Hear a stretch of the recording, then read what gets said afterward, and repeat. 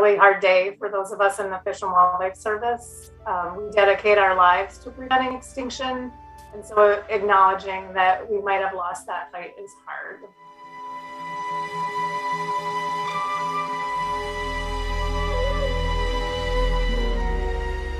In most cases, it's habitat loss. Habitat loss, once the habitat is gone, it's hard to get it back. In some cases, it was disease or invasive species that contributed to declines. The Endangered Species Act is designed to be a safety net from extinction, and it works well for that purpose, but we need to get ahead of the curve by keeping common species common. And the way to do that is to create a network of connected, protected lands across the globe so that we have healthy, intact ecosystems for all species, including our own.